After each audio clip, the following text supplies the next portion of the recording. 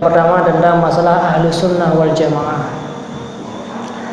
Dalam sebuah hadis Rasulullah SAW menyampaikan bahwa wallahu biyadi Muhammad la taftariqu ummati ala salasi wa sab'ina firqatan wa wahidun fil jannah wa sintani wa sab'ina finnar.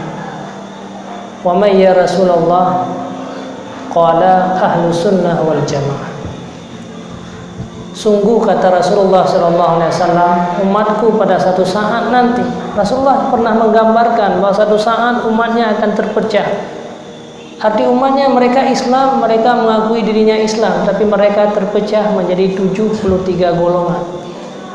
Wa wahidun fil jannah, hanya satu golongan di antara 70 itulah yang merupakan fil jannah, orang-orang yang dimasukkan dalam surga, dan 72 golongan merupakan orang-orang yang dimasukkan dalam neraka jahanam. Wa may ya Rasulullah, kata para sahabat, siapa mereka ya Rasulullah? Siapa orang-orang yang engkau katakan dia merupakan ahli surga? Hum ahlu sunnah wal jamaah. Mereka adalah ahlu sunnah wal jamaah. Maka banyak kelompok-kelompok hari ini, mereka mendakwakan diri mereka ahli sunnah wal jamaah. Karena apa? Inilah merupakan kelompok al-munjiat, kelompok najiat, kelompok orang-orang yang berhasil, kelompok orang-orang yang lepas daripada api neraka jahanam, yang ke kelompok ahli sunnah wal jamaah. Kemudian siapa yang menjadi ahli sunnah wal jamaah? Urangnya cukup ke kelompok-kelompok manusia urangnya. Baik di daerah gedanya juga kaum lainnya, kelompok-kelompok baru, tata cara ibadat yang baru. Punya daerah-daerah yang lain lebih lelong, bahkan ada orang-orang yang mendakwakan dirinya kepada Nabi, yang golong murung dakwah ke Tuhan, masa Fir'aun agak enak, tapi punya ke Nabi cukup banyak. Banyak kelompok-kelompok manusia, mereka mendakwakan Islam, umat Nabi Muhammad. Akan tetapi kadang-kadang uronyo, tapi siapa yang sebenarnya ahlu sunnah wal jamaah? Daripada kata-kata yang diucapkan dari Rasulullah, ahlu sunnah adalah orang-orang yang berpegang kepada sunnahku wal jamaah, dan juga bukan sekedar sunnahku, tapi sunnah para sahabat-sahabat. Alaikum, kata Rasulullah dalam hadis yang lain, alaikum bisunnati wa sunnati khulafai rasyidin. Engkau harus berpegang kepada sunnahku dan sunnah orang-orang khulafai rasyidin, para sahabat-sahabat. Jadi ketandaji bahwa ahli sunnah adalah orang yang berpedoman kepada Nabi dan kepada sahabat. Apabila ada kelompok yang mereka hanya berpegang kepada sunnah Nabi, tapi mereka membenci para sahabat, tidak setuju dengan apa yang dilakukan sahabat, bahkan mengkafirkan sahabat, itu bukan ahli sunnah wal jamaah. Walaupun mereka dalam menyampaikan ceramah lembut, apalagi urangnya banyak orang-orang yang mengkafirkan umat-umat Islam yang lain. Man kafara mu'minan faqad ba'a ilaih, kata Rasulullah. Orang-orang yang mengkafirkan orang-orang Islam yang lain, maka dia lebih duluan kafir daripada orang lain. Maka hari ini dengarlah ceramah-ceramah orang, para kelompok-kelompok yang bukan ahli sunnah wal jamaah. Mereka membid'ahkan umat Islam, mereka mengkafirkan umat Islam.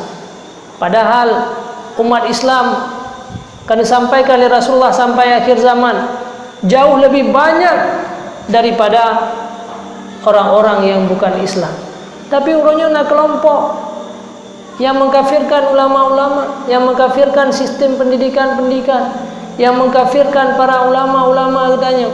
Maka siapa yang akan menjadi kelompok yang akan dimasukkan dalam surga? Jadi sungguh kelompok mereka sangat merupakan kelompok-kelompok yang kecil. Maka lelah hadis-hadis Rasulullah, alaikum bisawai wa bisawadil a'dham. Maka dikala ada kelompok-kelompok kecil singo, maka engkau berpeganglah kepada kelompok yang besar. Dah kelompok yang besar, yang ke kelompok ahlu sunnah wal jamaah. Jadi para ulama-ulama katanya menafsirkan ahlu sunnah wal jamaah adalah orang-orang yang berpegang kepada sunnah Rasulullah dan kepada sunnah para sahabat-sahabat. Orang yang berpegang di bidang tauhid kepada mazhab, yaitu kepada Imam Asy'ari dan Abu Mansur Al-Maturidi, di bidang tasawuf, orang yang berpegang kepada Imam Junaid Al-Baghdadi dan Imam Al-Ghazali. Di bidang fikih, orang yang berpegang kepada 4 mazhab, yaitu mazhab Syafi'i, mazhab Hanafi, mazhab Maliki dan mazhab Hambali. Tapi gedanya khususnya di Aceh, karena ulama dasar dari orang yang menyebarkan agama awal dalam bermazhab Syafi'i, maka bagtanya kebanyakan orang mandum-mandum rata-rata lebih banyak, sangat sedikit orang yang tidak bermazhab dengan mazhab Syafi'i. Jadi yang di luarnya, di luar mazhab 4, di luar aliran Asy'ariyah dan Maturidiyah, maka itu adalah bukan ahli sunnah wal jamaah. Itulah kelompok-kelompok baru yang memfitnahkan umat-umat Islam, kelompok-kelompok baru yang membid'ahkan banyak umat-umat Islam, yang mengkafirkan le umat-umat Islam, nyankan tanda ahli sunnah wal jamaah. Maka Rasulullah kali pernah menggambarkan masa awal, wa may ya'ishu min ba'di, kata Rasulullah, barang siapa ada orang yang hidup setelah aku nanti, fasayara ikhtilafan katsiran, engkau akan melihat perbedaan yang banyak. Ada orang yang mengatakan maulid Rasulullah itu bid'ah, haram, kufur, dimasukkan dalam neraka orang-orang yang merayakan maulid Rasulullah sallallahu alaihi wasallam. Naudzubillah, summa naudzubillah. Dukna perjuangan Rasulullah sallallahu alaihi wasallam hanya kita merayakan maulid. Dalam merayakan maulid kita kita lakukan zikir kepada Allah. Dalam merayakan maulid kita mendengar sejarah Rasulullah. Dalam merayakan maulid kita tanamkan rasa cinta kepada Rasulullah. Masa orang yang merayakan maulid, nah kelompok yang mengatakan ini merupakan perbuatan kufur, itulah mereka menganggap dirinya ahli sunnah padahal bukan ahli sunnah. Jadi Syiah tidak menganggap dirinya ahli sunnah, Mu'tazilah juga terpecah tidak menganggap dirinya ahli sunnah.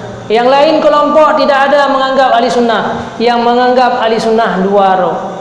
Yang pertama Wahabi menganggap dirinya ahli sunnah, dan juga kebanyakan umat Islam, orang-orang yang berpegang kepada Al-Quran dan hadis, dan juga kepada sahabat-sahabat Rasulullah yang mendakwakan dirinya ahli sunnah.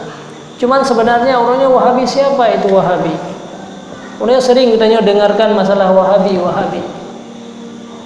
Bahkan cukuplah aliran-aliran yang berbeda orangnya katamang bagdanya orangnya. Ibadat-ibadat katanya orangnya dirusak sedikit demi sedikit, seolah-olah beranggapan dengan yang lain. Orang tak kalah pu yang dilakukan oleh ulama-ulama atau yang terdahulu, turun-temurun para ulama-ulama katanya. Datang kelompok kecil hari ini, datang pemuda-pemuda orangnya yang ilmunya hanya sedikit, tapi mereka mengkafirkan para ulama-ulama tadi, menghilangkan nilai-nilai agama, dipegat cara-cara yang baru. Pegat Tuhan langit. Kita akan tak bahas karenanya dalam pertanyaan menurut Tuhan ke di langit. Dirusak akidah katanya. Maka timbul tandanya me Tuhan langit kagak bayar sembahyang gede waktu dai. Allah ulangin. Sedikit demi sedikit untuk dihancurkan iman yang dalam dada katanya. Mereka berdalil kepada Al-Quran dan hadis, seolah-olah setiap penyampaian mereka berdalilkan Al-Quran dan hadis, padahal Al-Quran dan hadisnya hanya sesuai antara dalil dengan apa yang didalilkan. Lagi contoh merupa dalam Al-Quran, wa'bud rabbaka hatta ya'tiyakal yakin. Sembahlah engkau kepada Tuhan kamu sehingga kamu yakin. Jadi pegatu punya keyakinan apa ada ibadat. Mereka melihat Al-Quran itu hanya terjemahan, bukan kembali kepada tafsir para ulama-ulama. Akhirnya mereka pegah ahli katanya, nyen hanya sesuai dengan tafsir, karena makna yakinan mati. Sembahlah kamu kepada Allah sehingga meninggal baru piuh ibadat. Okey nyen haba ulama, tapi Quran bukan yakin. Jadi berarti sembahlah kepada Allah sehingga yakin. Kamu hanya payah sembahyang le karena yakin. Jadi urung sembahyangnya urang hanya yakin mentah. Menghancurkan, merusak tata cara beribadah kepada Allah. Fon baca-baca dile.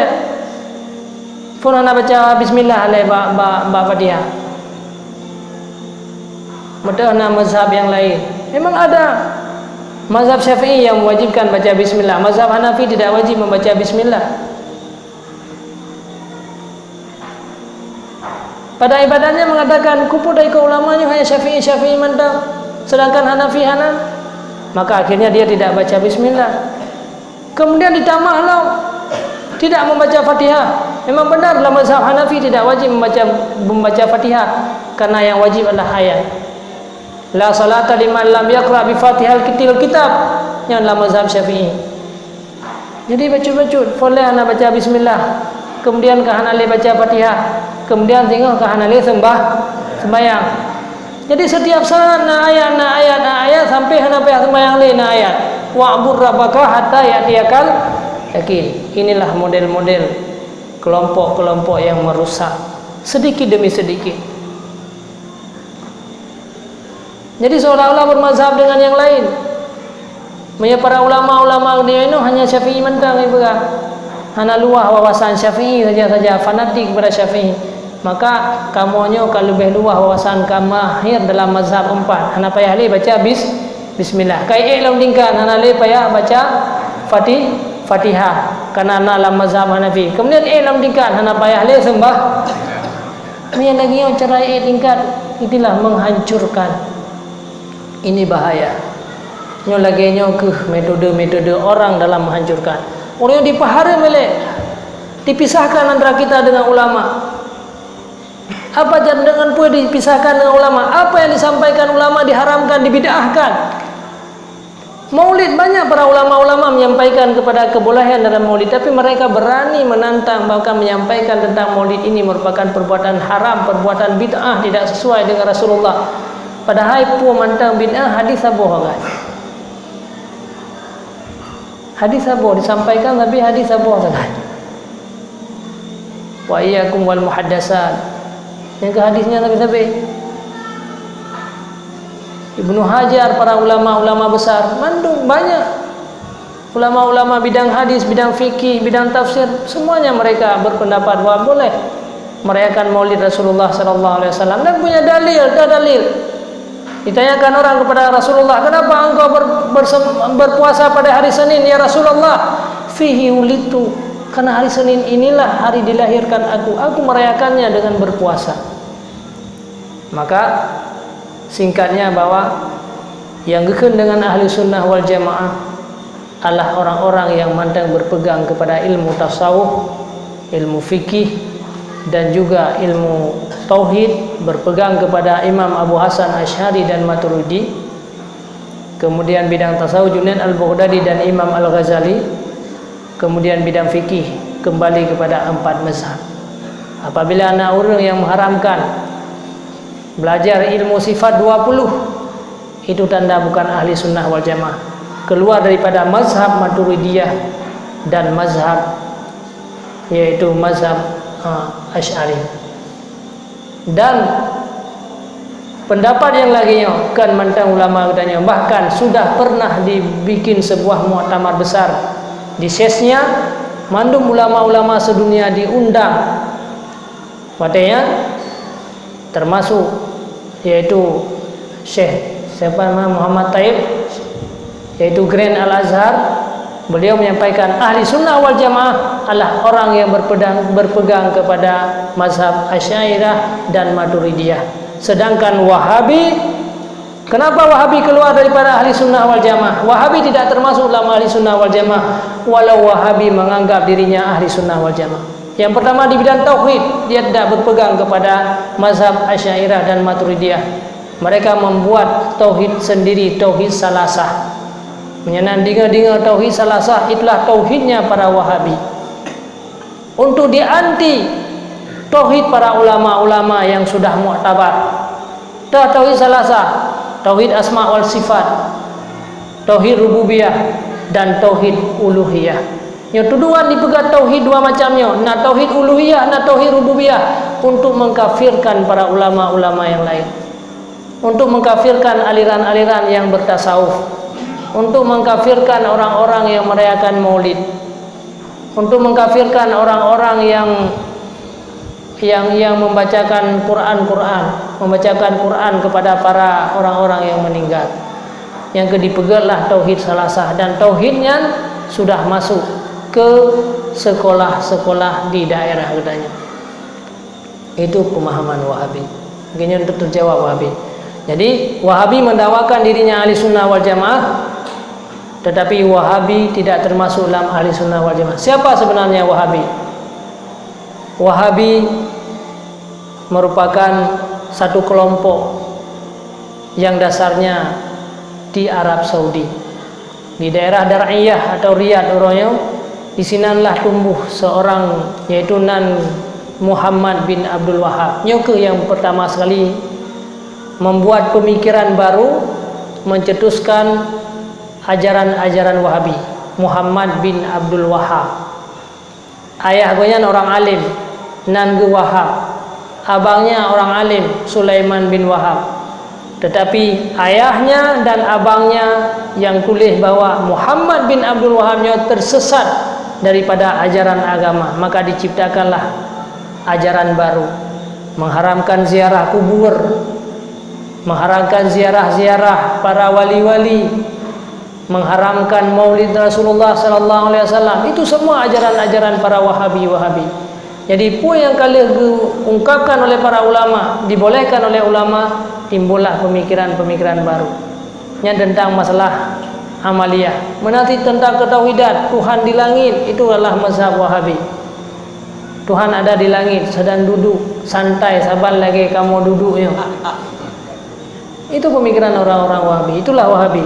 Jadi di saatnya ke Wahabi, maka dipegahlah sebuah kelompok besar, maka dipohlah ubina ulama-ulama ahli sunnah wal jamaah. Dikuasailah daerah Saudi Arabia yang wadenyan pimpinan adalah keturunan Rasulullah, para syarif-syarif. Maka para syarif-syarif bawadenyan mandum harus berangkat. Orangnya Wahabi hanya kuilenya, kadialihkan isunya, orangnya kadipengun, seolah-olah sejarah yang memang turun temurun, dan sudah banyak para ulama yang menulis sejarah-sejarah tentang Muhammad bin Abdul Wahab. Orangnya kadiganto seolah-olahnya Muhammad Rustum dipegang. Nyoka dialihkan isunya, isu kejahatan Wahabi itu sangat terkenal. Semua para ulama-ulama di Arab Saudi mengenal siapa sebenarnya Wahabi, dan sangat berbahaya dan banyak memakan darah-darah orang Islam. Kenapa? Karena mereka yang pertama sekali mengkafirkan orang Islam. Pekafir pekafir baru bangkitlah untuk menghancurkan orang-orang Islam. Maka menyandung di agida-agida foto itu sangat kecil, ketimbang dengan apa yang terjadi di Arab Saudi, bahwa mereka menghancurkan, membunuh keluarga-keluarga Rasulullah. Maka banyaklah keluarga Rasulullah mereka hijrah ke negeri Yaman. Maka negeri Yaman orangnya negeri para habaib, karena mereka harus meninggalkan Saudi pada wadahnya. Itu yang sebenarnya Wahabi. Maka untuk tanda orang itu Wahabi ataupun tidak Wahabi, cara hanya lihat kepada ketauhidan. Ketauhidan yang diajarkan itu 3 macam: asma wa sifat, rububiyah, uluhiyah. Yang tandalah tauhid yang tujuannya untuk mengkafirkan umat-umat Islam yang lain yang tidak sependapat dengannya. Ya Wahabi. Jadi kelompoknya dari Muhammad bin Abdul Wahab diciptakanlah ajaran-ajaran yang baru. Maka seluruh situs-situs sejarah, para tempat-tempat para ulama-ulama, maka dihancurkan mandum-mandumnya. Kubu-kubu para sahabatnya dibom mandum. Tujuan jadi mangan benali, katanya sejarah-sejarahnya mangan hilang. Ini kelompok yang paling berbahaya. Itulah sejarah dasarnya timbulnya Wahabi. Urangnya walaupun urang hana diakui roy Wahabi, tapi pemikiran Wahabi urangnya karena dalam kalangan. Maka berhati-hatilah. Itu merupakan kelompok-kelompok yang sangat berbahaya, yang akan menghancurkan umat-umat Islam. Orang yang karu di Timur Tengah mandum gara-gara yaitu pemikiran Wahabi. Itu hanyalah hasil ciptaan daripada orang-orang Yahudi. Ya, jadi pupu yang nak kekuatan orang Islam dilemahkan oleh orang Islam itu sendiri. Jadinya sedikitnya tentang masalah siapa sebenarnya Wahabi. Wahabi adalah dinisbahkan kepada ayah, bahkan karena ayahnya orang keramat, ayahnya orang alim Wahab, maka keroi Muhammad hampai taban ke Muhammad. Jadi Muhammad bin Abdul Wahab itulah yang pertama yang mencetuskan kelompok Wahabi adanya. Cala kesesatan-kesesatan yang lain yang pernah diungkapkan oleh Muhammad bin Abdul Wahab, bukan sekedar mengharamkan maulid, bukan sekedar mengharamkan maulid, bahkan dalam sejarah letak diharamkan untuk berziarah kubur, haram ya ziarah kubur Rasulullah sallallahu alaihi wasallam. Tapi akhirnya pada saat taubat ingin tu ziarah kubur Nabi sampai meninggal merumpa ziarah. Itu sejarah Muhammad bin Abdul Wahab. Dan panjang sejarah ini karena buku-buku yang menuliskan tentang kesesatan ajaran Wahabi. Hanya bersiju, hanya sapu ya. Jadi pupu yang kalau pupu dia ulama katanya yang ahli sunnah mandum yang haram menurut iktikad orang-orang Wahabi.